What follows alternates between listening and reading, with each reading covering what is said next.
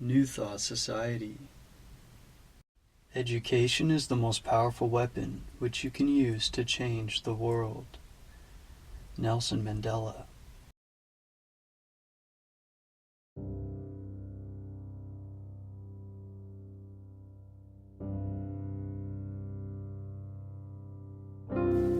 Chapter 4. The First Author. In 1863, Mr. Quimby received as a patient one who was to accomplish a very important work in the promulgation of the new theory and practice of healing.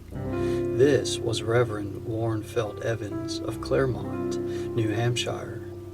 Mr. Evans had been in poor health for several years, having suffered from a nervous breakdown, coupled with a chronic disorder that had failed to respond to the methods of treatment then in vogue.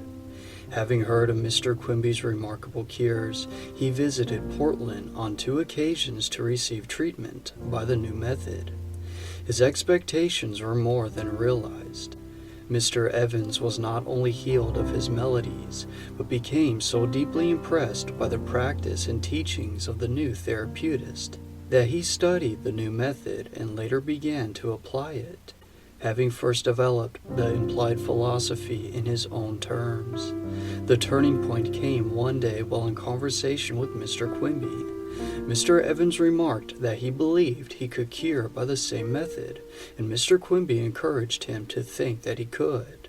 Accordingly, Mr. Evans made the venture as soon as opportunity offered, after his return home, and the first attempts were so successful that the way opened for him to devote the remainder of his life to authorship and the healing of the sick. Mr. Evans, who was born in 1817 and died in 1889, was by profession a clergyman until this great change came into his life. He belonged to the new church, and he appears to have been an average exponent of Swedenborg's teachings, so far as one may judge by his writings. For example, The New Age and Its Messenger, 1864, published after he visited Mr. Quimby, but surely written before, since it gives no evidence of any change of view. Mr. Evans was also well acquainted with philosophical idealism. He possessed the ability to grasp fundamental principles and think them out for himself. He had all the essentials so far as spiritual principles were concerned. For the devotee of Swedenborg has a direct clue to the application of spiritual philosophy to life. What Mr. Evans lacked was the new impetus to put 2 and 2 together. He lacked the method by which to apply his idealism and his theology to health. Mr. Quimby gave him this impetus. He possessed the method. Mr. Evans, with ready perception, saw the connection and was quick in his discernment of the values of the new practice. Mr. Evans had given little evidence of originality in his earlier writings, since his chief interest was to spread knowledge of Swedenborg's doctrines. But in his first book on spiritual healing, or, quote, mental science, end quote, as he sometimes called it, he branched out in a freer style of thought and undertook to win attention for the new views, without at first indicating their origin. In his second book, however, Mental Medicine, Boston, 1872, he ventures to use the phraseology he had acquired from Mr. Quimby and to mention the pioneer therapeutist by name. He says, quote, disease being in its root a wrong belief, change that belief and we cure the disease. By faith we are thus made whole. There is a law here the world will sometime understand and use in the cure of the diseases that afflict mankind. The late Dr. Quimby, one of the most successful healers of this or any age, embraced this view of the nature of disease, and by the long succession of most remarkable cures proved the truth of the theory and the efficiency of that mode of treatment. Had he lived in a remote age or country, the wonderful facts which occurred in his practice would have been deemed either mythical or miraculous.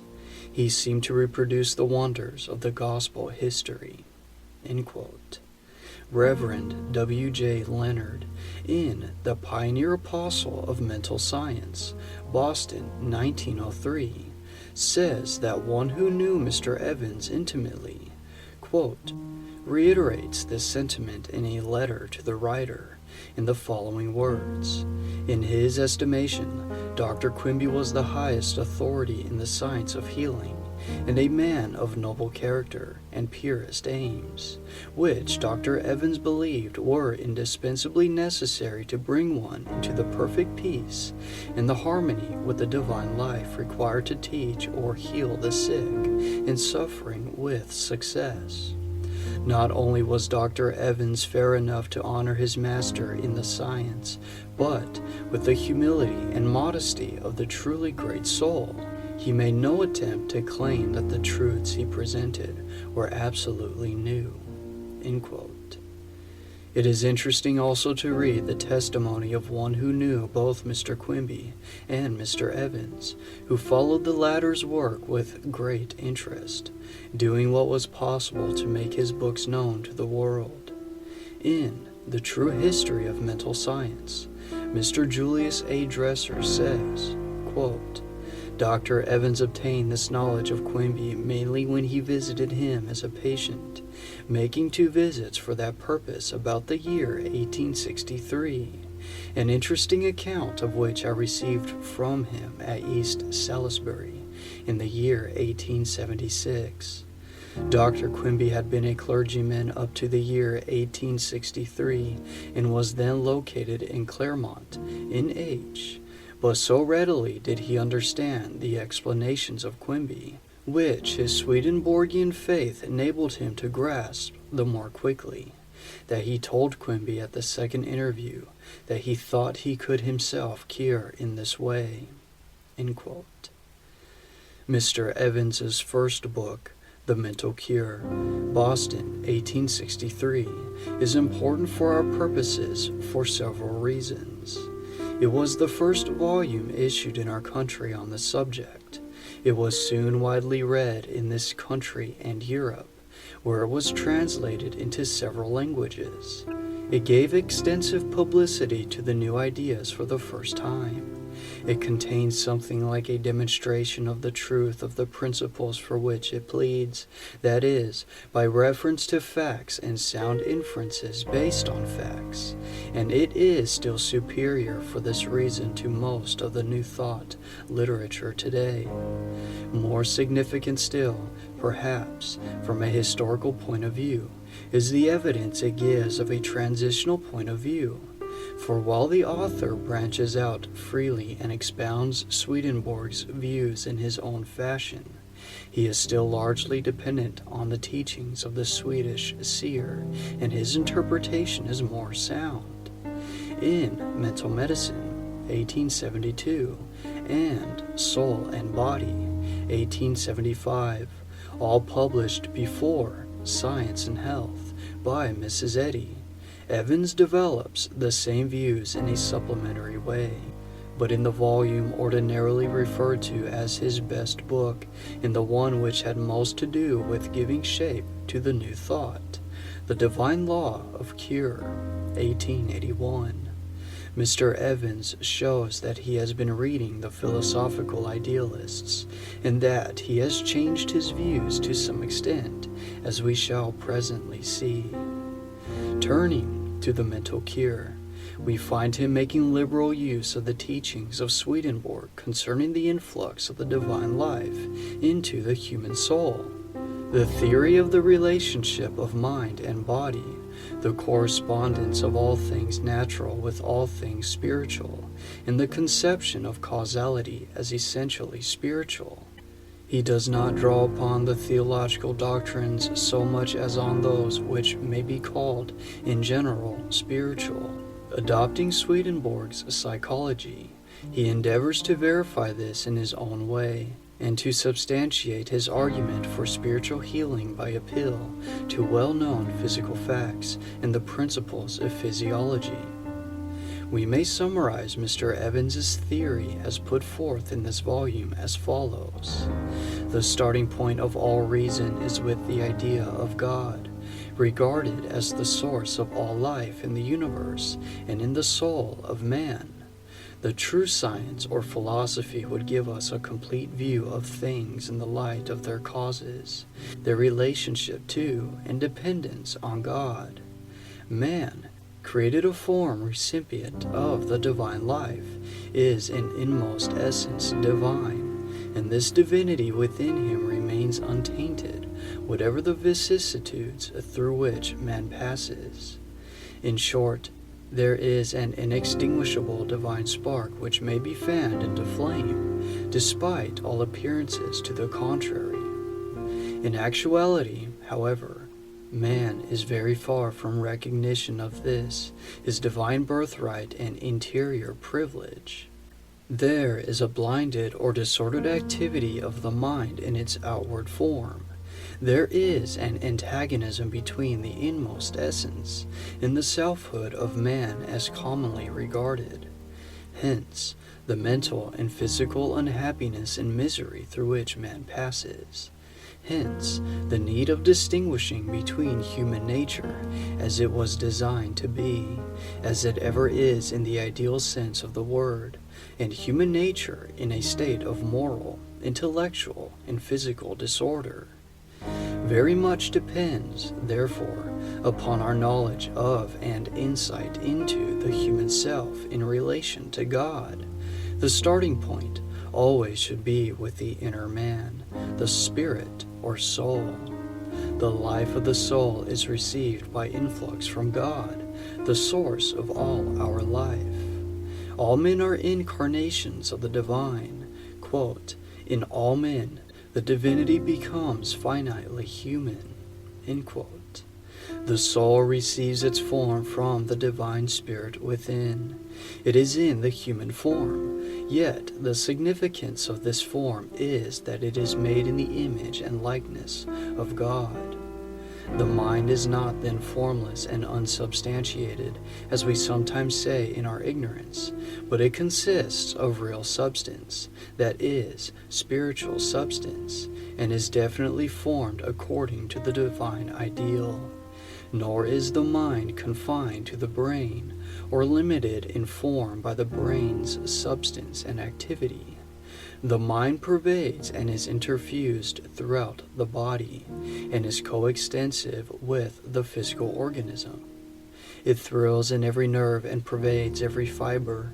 In brief, the body corresponds or answers to the spirit, and changes brought about it in the spirit manifest themselves in the bodily organism, since mind or spirit is a higher, diviner force, quote, approaching many degrees near the central life, end quote.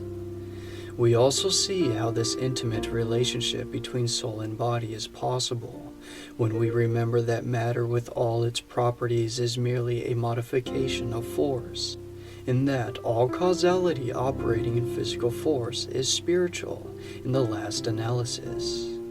Within the spirit itself there are orders and degrees. The spiritual degree, that is, our inmost nature, may and ought to control the natural degree, hence the animal instincts, the bodily activities which foster man's best estate. The spirit is endowed with both will and understanding. The understanding is recipient of the divine wisdom. The will receives the divine love. Thus, love in us is central, fundamental. Love is our very life. When we act from love, we act from the divine life in us. Love in this, the higher or interior sense of the word, is the, quote, moving force of soul and body, end quote. The, quote, hidden spring that moves life's machinery, end quote. The divine love within us may become, quote, our fountain of health, end quote. If there is harmony between the will and the understanding, unity in the inner life, there is spiritual health. And if spiritual health, then bodily health. Disease, in essence, mental, not physical. is due to loss of balance between the understanding and the will, between the intellectual and affectional departments of our nature. In saying all this, Mr. Evans is adopting Swedenborg psychology so as to find sure place for the truths concerning disease and its cure, which he has learned from Mr. Quimby. Tracing out the discord between the will and the understanding which underlies disease, Mr. Evans further says that disease arises from some false idea which has become too prominent, some feeling that is inordinate or uppermost in such a way that conflict results and the body responds. To restore the balance is to cure the soul, hence the body. As every mental condition records itself in the body, when the state of mind is changed, the bodily correspondence manifests it. In developing this view of the relationship of the soul to the body, Mr. Evans makes use of Swedenborg's teaching in regard to the spiritual body, which he interprets as the, quote, seat of all sensation, end quote, agreeing with Quimby that the physical body in itself is destitute of feeling and intelligence. Otherwise stated, sensation belongs not to the bodily organs in which we seem to feel it, but to our, quote, inner nature, end quote. The, quote, inner form is the prior seat of all diseased disturbance in the body, end quote. Disease, so called, is only an outward or visible effect of the inner disturbance. The symptoms are not the disease. The body is incapable of generating a disease by itself, nor is disease an entity or force that seizes us from without. We cannot interpret the bodily condition correctly unless we see it in an outward expression of the inner state to which it corresponds. Mr. Evans finds expression for Quimby's teaching that everyone gives off a, quote, mental atmosphere, end quote, which discloses the inner condition by adopting Swedenborg's view of, quote, spiritual spheres, end quote. Quote, this doctrine of spiritual spheres, he says, is of great importance in mental philosophy, but has been almost wholly ignored. In the system of Swedenborg, it has been given that prominence that belongs to it. Every angel, every spirit, every man is surrounded by a spiritual sphere of affection and thought, or radiant circles of an emanating force, within which he imparts, often silently and unintentionally, his own feelings and ideas. There are persons who exert a secret but powerful influence over those who come in contact with the sphere of their inner nature. This influence is good or bad, happy or depressing, elevating or degrading, according to the confirmed affectional state of ruling love of him from whom it proceeds. For it is to be born in mind, that it goes forth primarily from the love which constitutes the soul life. If the mental state be joy or melancholy, gladness or sorrow, contentment or impatience, faith or fear, it affects others with a like feeling, in a degree proportioned to their impressibility. In this way, the mind propagates its own prevailing condition, and all our mental states are contagious. End quote. This is an intelligible statement of a point essential to Quimby's theory. If we were to take Quimby's statement that, quote, disease is an error of mind, end quote, literally, it would doubtless seem absurd, for obviously we have not consciously thought ourselves into disease. But in Quimby's view, we are unaware of the effect of our beliefs, because ignorant of our own deeper nature, that is, our impressibility, the growth of ideas within our minds, the influence of the mind on the body through the intermediate substance, the subtle influence of one mind on another through mental atmospheres, The power of the Spirit to see through and master disturbing mental states by realizing the greater reality of man's true nature. If the later devotees of mental healing had taken account of all the factors noted by Quimby and explained so clearly by Evans in this, his first statement of it, they would have inquired into the nature of spiritual influx and correspondence, and would have adopted an essentially spiritual view of the whole field. Instead of a new thought, instead of almost exclusive emphasis on suggestion or affirmation, we might have had a new spiritual philosophy embracing the larger truth of the New Age. Mr. Evans develops the idea of a spiritual cure by pointing out that as disease of body is caused by disordered and morbid states of the spiritual life, so by inducing the opposite states disease can be overcome. What is needed in the first place is the power, such as Quimby possessed, quote, intuitively to detect the morbid state of the mind underlying the disease, end quote, and to see how to, quote, convert the patient to a more healthful inner life, end quote. All disease in origin is an insanity. Its cure is the attainment of sanity. The problem is to know how to induce any desired mental state. Mr. Evans did not claim that this can be done by the human self alone. He does not put the emphasis on finite thought, or what would now be called suggestion. The true order of life, he assures us, is that in which our hearts are open to, quote, receive the influx of the divine and heavenly life, end quote, with a desire, quote, to impart the good with which we are blessed to all who are willing to receive it. Such is the normal state of the soul. It is evident we can never attain to the highest well-being of either soul or body until we come into the divine order of our existence and employ the activity with which we are endowed according to the laws of the celestial life, end quote. The central difficulty with us is that a divine impulse within us is, quote, perverted in its action. Our love terminates in self, and we become the center of our universe, end quote.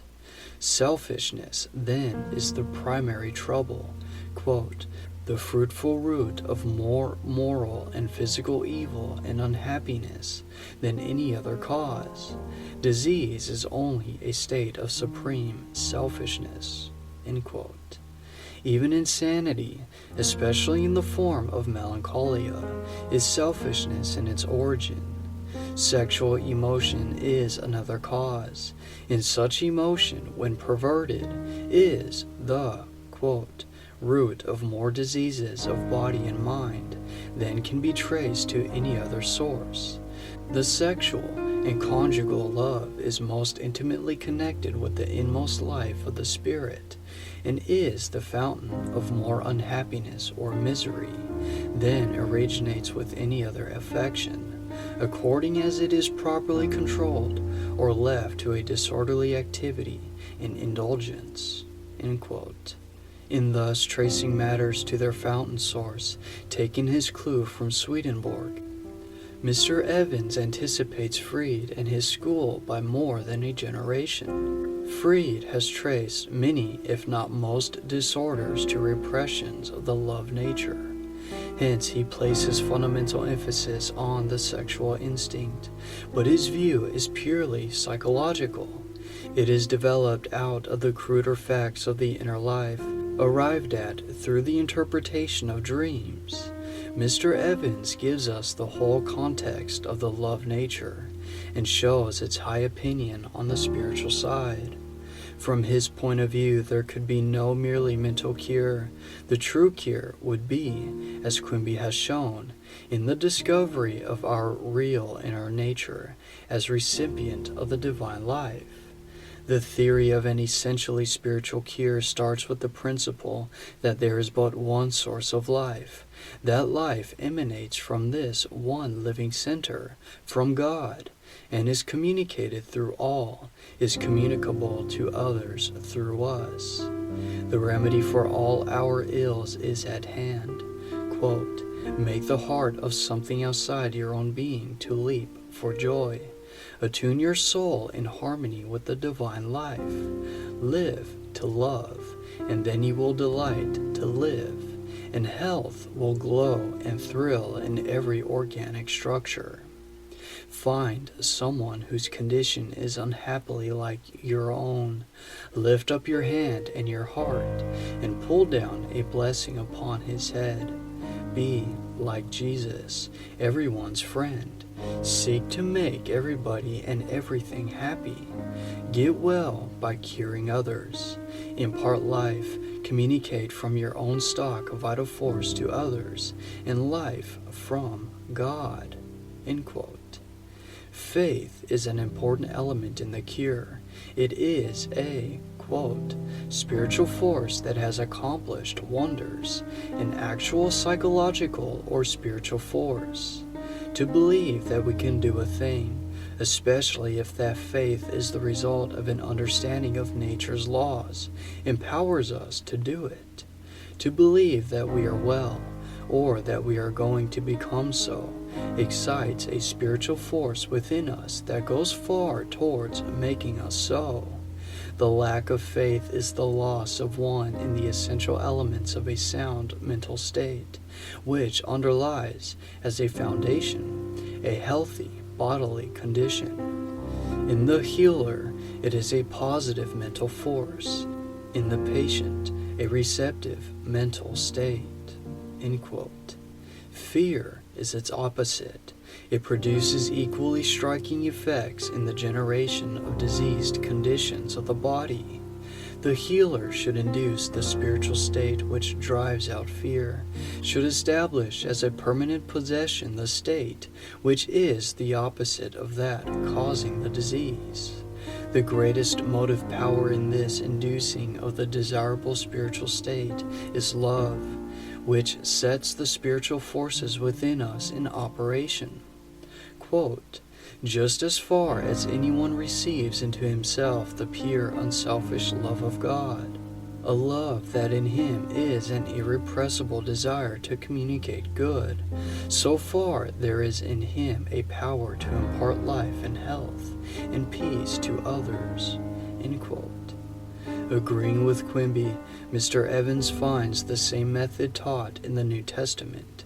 Quote, "When," he says, "we assert that life is communicable, we occupy undisputed ground.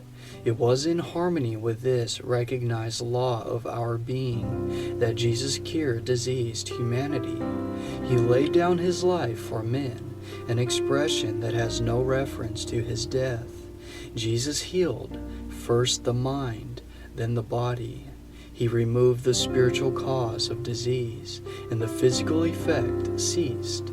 He carried his sanative influence into both departments of our being, the inner and the outer. This was done by the law of sympathy, a law of the mind that means more than the world has ever understood. By it, one mind transmits its state of feeling and modes of thought to another. Jesus thus imparted to the sick and wretched the calm happiness of his own loving and gentle heart. In this way, Christ carried his healing power into the realm of spiritual causes.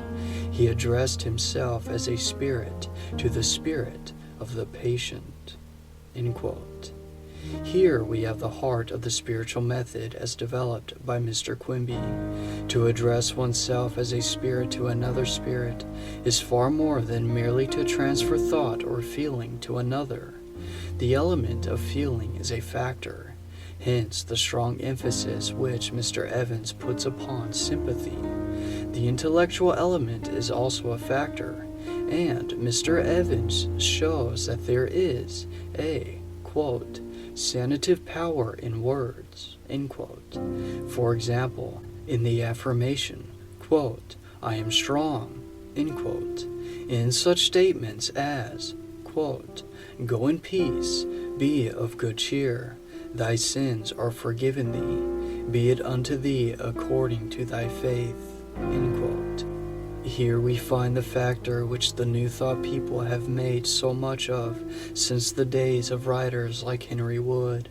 But Evans always shows the superiority of the love element, the divine influx into the heart. The right directing of the will seems to him more important than the use of such an affirmation as, "I am strong," for he sees clearly that the disease springs from the inner life in general, not from mere belief. Hence the cure must touch the whole spirit. To address oneself as a spirit to the spirit of the patient is indeed to rise to our highest privilege as a human being. In the preface of his Divine Law of Cure, 1881, Mr. Evans gives the clue to this, his best-known book, as follows, quote, "Idealism, which has always had strong hold upon the deepest thinkers of the world, from Plato downward, is again coming into prominence. The system of Berkeley is undergoing a resurrection, and, in connection with the spiritual philosophy of Swedenborg, will have more influence than ever in shaping the metaphysical systems of the future and in giving direction to the current of human thought. The present volume of the author is an attempt to construct a theoretical and practical system of phrenopathy, or mental cure, on the basis of the idealistic philosophy of Berkeley, Fichte, Schelling, and Hegel. Its fundamental doctrine is that to think and to exist are one and the same, and that every disease is the translation into a bodily expression of a fixed idea of the mind and a morbid way of thinking.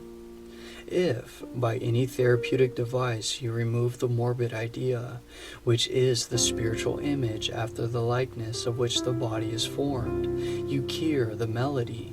The work lays no claim to originality, except in the practical application of idealism to the cure of the diseases of mind and body. It is the culmination of a long life study of human nature, into which the previous volumes of the author may be viewed as introductory." End quote. Mr. Evans plainly believed that this was his chief book. Whatever opinion we may hold concerning the change from his first book to this one, we must chronicle the fact that it was this applied idealism with its proposition that, quote, "to think and exist are one and the same," end quote, which has had a great influence in the mental healing movement. We here find Mr. Evans saying less about the larger view of man's spiritual nature, with its emphasis on will and the prevailing love or affection, and employing the terms which his later studies in idealism led him to adopt. Probably he did not intend to give up the spiritual in favor of the intellectual view. His practical method was surely as effective as before. By implication, the term thought, as he now uses it, is as rich as the former terms, and when he now uses the term mind, we may doubt whether he has given up the idea of the spirit, which was central in the teaching of his first book. But unluckily, everybody is influenced by language, and, unless we are extremely explicit, people fail to see that we mean something spiritual when we use psychological terms. Hence, we note that the terminology of this book has sometimes been more influential than its spirit. This is an important point of our history. Neglecting his former emphasis on the human spirit as recipient of power and life from the spiritual world, Mr. Evans now says, quote, "Mind is the only active power in the universe. Mind is the only causal agent in the realm of matter, and certainly in the human body. as the body is the creation of the mind, and is always its ultimation or outward expression. A chronic disease is the fixedness of a thought, the petrification of a morbid idea. Thoughts or ideas are the most real things in the universe. They are the interior soul of things and the underlying reality of all outward and visible objects. The mind is the real man, and its thoughts act on the body as a spiritual poison or as a mental medicine for health and disease. In their spiritual essence may be resolved into modes of thinking. A man is well so long as he thinks, feels, and believes himself so. For to be sick and not know it is all the same as not to be sick." End quote. This is meant to be a profound doctrine, not the superficial one which is sometimes led to on the part of devotees of mental healing, not too well read as Mr. Evans was in the literature of idealism. When he says that, quote, "thought is a creative power," end quote, he does not intend to take anything from the thought of God as creator. He is not exalting the finite ego. He has in mind what he elsewhere in this book calls the, quote, preconscious, end quote, the term which he refers to the, quote, unconscious, end quote. By this he means, quote, intelligent mental action beyond the range of the external consciousness, end quote, our Latin thought and intelligence. He speaks of thought as the, quote, grand characteristic of man, end quote, as belonging to the essence of the soul. He does not neglect what he has previously written about love as, quote, the life of man, end quote, as Swedenborg affirms, but is more inclined to emphasize thought as, quote, the existence or outward manifestation of that vital element or principle, end quote. He regards the quality of the life of love as dependent on the character of man's thoughts. He interprets the self-determining power, which we call free will, to be thought in its essence. Hence, everything depends for him upon man's power to turn his thoughts into another's direction. Here, Mr. Evans approaches the more recent psychological emphasis on attention as the determining factor in our mental life. Having restated the entire theory of the origin and nature of disease with the term thought as central, Mr. Evans proceeds to a restatement of the mental cure. He bases his proposition that there is a, quote, healing power of thought, end quote, on, quote, the Hegelian principle that thought is a creative force, end quote. It is a, quote, fundamental idea of Hegel's philosophy, end quote. He tells us, quote, that everything in its last analysis, or when we come to its inmost reality, is only a thought. What we call the external world and the human body, which is a part of it, are the thought of God, and we come to know them only so far as we think of them. They are revealed to us by the same power that creates them. Disease, like every other thing, is created, or at least has an existence only by thought. In the phrenopathic method of cure, it is a fundamental principle that thought is the ground of all reality. End quote. One might neglect the bodily conditions of disease and almost come to believe that nothing exists save when we are thinking about it.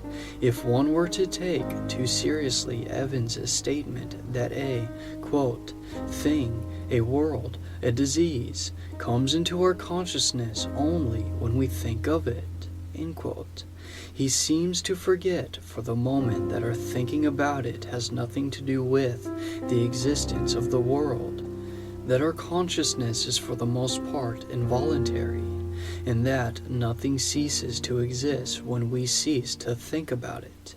If to, quote, bring disease into the realm of unconsciousness, end quote, be all that we need to do to make it unreal. It would indeed be simpler matter to banish all disease from the world. Mr. Evans had offered a really fundamental view of disease in his first book by tracing it to selfishness and showing that its cure means spiritual regeneration. He does not now speak of healing as the operation of one spirit on another by drawing upon the inflowing life from the spiritual world. He still puts the emphasis on the divine mind, and by this he means the spirit in all its fullness. But he speaks of the mind of the patient as a, quote, clean slate on which our thoughts may be written, end quote, and says that what, quote, we imagine and believe and think will be transferred, end quote, to the patient. And so he tends to give prominence to the intellectual factors of the silent treatment. It would be easy for the superficial reader to seize upon thought as the dominant factor and overlook the spiritual meanings which Mr. Evans had previously given to the term. In this volume, as in his earlier books, Mr. Evans frequently quotes from Swedenborg, attributing to him the doctrine that, quote, man is so made that he can apply life to himself from the Lord, end quote. He says that Swedenborg viewed the external world as the ultimation of the spiritual universe. He also makes use of Swedenborg's teaching in regard to spiritual influx and correspondence. But when he couples the name of Swedenborg with idealism, as he understands it, he says that, quote, all time and space, as Kant and Swedenborg affirm, are in ourselves, that is, within the enclosure of our spiritual being, end quote. When he attributes our experience of space to, quote, the space-creating power of the soul, end quote, Evans is reading subjective idealism into Swedenborg and throwing his readers upon the wrong track. He declares that, quote, all the objects of nature are phenomena or appearances, as Hegel, Fichte, Berkeley, Swedenborg, and all the idealists affirm, end quote. He has been reading the idealists so much of late that he forgets his Swedenborg, who surely never taught that, quote, all outward things are but the exteriorization of ideas, end quote. Nor did Swedenborg teach that, quote, thought is the primal force and the greatest power in the world, end quote.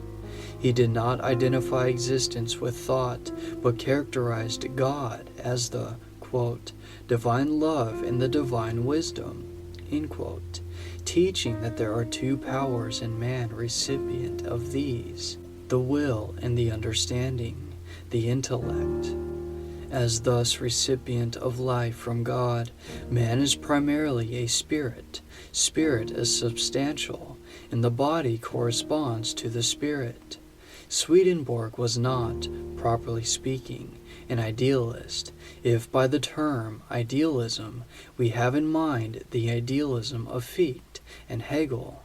Swedenborg's work led the reader into the objectivism of our true relationship in the spiritual world. They put the emphasis on love, hence on conduct, and avoid other emphases on human thought. The distinction is important, for if, taking seriously Evans's declaration that to think and exist are one and the same, we follow his theory of disease and its cure, we are likely to acquire a psychology without a body.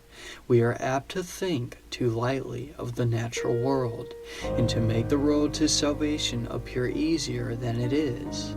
To see that for the time being, Evans is interested in the theoretical and on the whole impractical idealism of Fichte, is to realize that he is temporarily neglecting the spiritual philosophy of Swedenborg.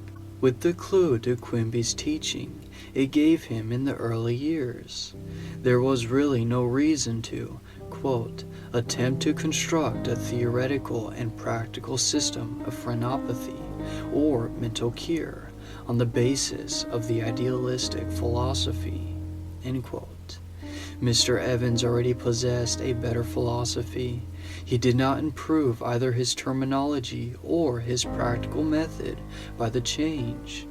What he did do was to mark out the way of thinking which devotees of mental healing in the mental science period followed by emphasizing thought as creative, as the greatest force in the world. The universe became less substantial for the mental healer as a result. The mental doctrine became the popular one. The profounder view of the spiritual life of Mr. Evans's first book was for the most part neglected. Readers of Mrs. Eddy's Science and Health found a somewhat similar interpretation of the idealism of Berkeley in her writings. Thus, in the mental science period preceding what is now known as the New Thought, both those who began with Evans and those who started with Mrs. Eddy arrived at much the same conclusion. The universe lost for them a part of its reality, and the process of working back to the profounder view was made difficult. End of chapter.